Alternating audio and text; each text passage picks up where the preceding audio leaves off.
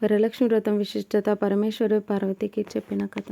స్త్రీలు సర్వ సౌఖ్యాలు పొంది పుత్ర పౌత్రాభివృద్ధిగా తరించుటకు తగిన వ్రతం ఒకదానిని చెప్పండి అని పార్వతి ఒకరోజు ఆ పరమశివుణ్ణి కోరింది.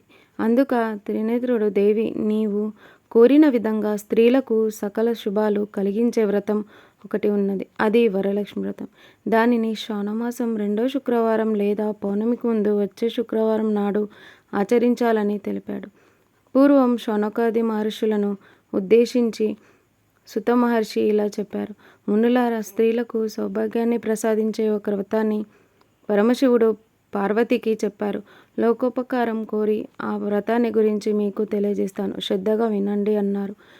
పరమేశ్వరుడు ఒకనాడు తన భస్మ సింహాసనంపై కూర్చొని ఉండగా నారద మహర్షి, ఇంద్రాది దిక్పాలకులు స్తుతి స్తోత్రాలతో ఆయన్ను కీర్తిస్తున్నారు.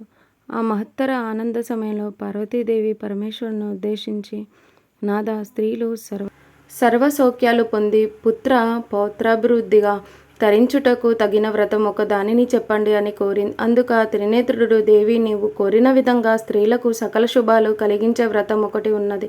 అది వరలక్ష్మి వ్రతం. దానిని శ్రావణమాసం 2వ శుక్రవారం నాడు ఆచరించాలని తెలిపాడు.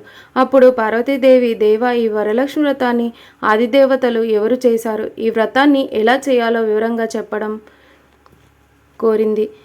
కాత్యాయని పూర్వకాలంలో మగధ దేశంలో కుండీనం అనే పట్టణంలో ఒకటి ఉండేది. ఆ పట్టణం బంగారు కుడ్యములతో రమణీయంగా ఉండేది. ఆ పురంలో చారుమతి అనే ఒక బ్రాహ్మణ స్త్రీ ఉండేది. ఆమె సుగుణవతి, వినయ విధేతలు, భక్తి గౌరవాలు గల యోగురాలు.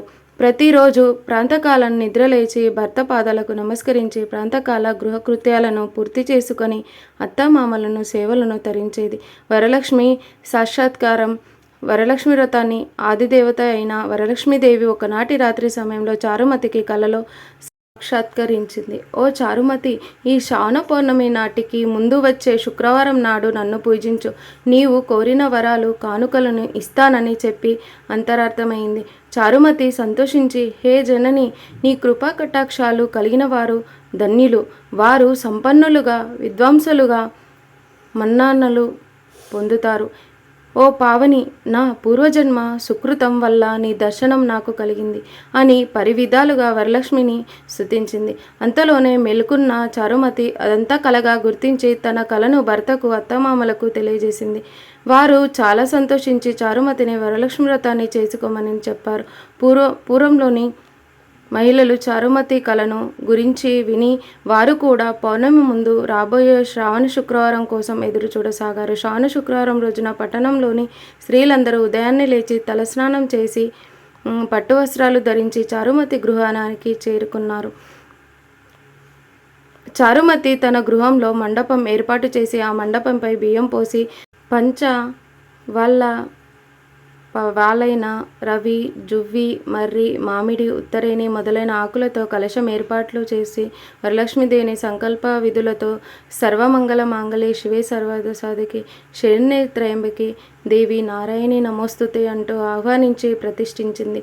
అమ్మవారి షోడశోపచారాలతో పూజించి భక్ష భోజ్యాలను నివేదించారు. 9 పోగుల తోరాన్ని చేతికి కట్టుకొని ప్రదక్షిణ నమస్కారాలు చేశారు. మొదటి ప్రదక్షిణం చేయగానే కాలి అందియలు గల్లుగల్లున మోగాయి. రెండో ప్రదక్షిణ చేయగానే హస్తాలకు నవరత్న ఖచిత కంకణాలు దగదగ మెరవసాగాయి. మూడో ప్రదక్షిణ చేయగానే అందరూ సర్వభరణ భూషితులయ్యారు. వారు చేసిన వరలక్ష్మి వ్రతం ఫలితంగా చారుమతి గృహంతో పాటు ఆ పట్టణంలో ఇతర స్త్రీలు ఇల్లు కూడా ధన కనక వస్తు వాహనాలతో నిండిపోయాయి. వారి వారి ఇళ్ల నుంచి గజ తరగరథ వాహనాలతో వచ్చి ఇళ్లకు తీసుకెళ్లారు. వారంతా మార్గమధ్యంలో చారుమతిని వేణ్ణొల్లా పొగుడుతూ ఆమెకు వరలక్ష్మీదేవి కలలో సాక్షాత్కరించి అనుగ్రహించగా ఆమె చేసిన వ్రతంతో తమని కూడా మహాభాగ్యవంతులను చేసిందని ప్రశంసించారు. వారంతా ఏటా వరలక్ష్మి వ్రతం చేసి సకల సౌభాగ్యాలతో సిరి సంపదలతో కలిగి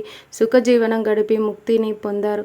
మునులారా, శివుడు పార్వతికి ఉపదేశించిన ఈ వరలక్ష్మి వ్రత విధానాన్ని సవిస్తరంగా మీకు వివరించాను. ఈ కథ విన్నా, ఈ వ్రతం చేసినప్పుడు చూసినా కూడా సకల సౌభాగ్యాలు, సిరి సంపదలు, ఆయు ఆరోగ్య అష్టైశ్వర్యాలు సిద్ధిస్తాయని సుత మహాముని, శౌనకాది మహర్షులు చెప్పారు. ఈ కథ విని అక్షంతలు శిరస్సుపై వేసుకోవాలి.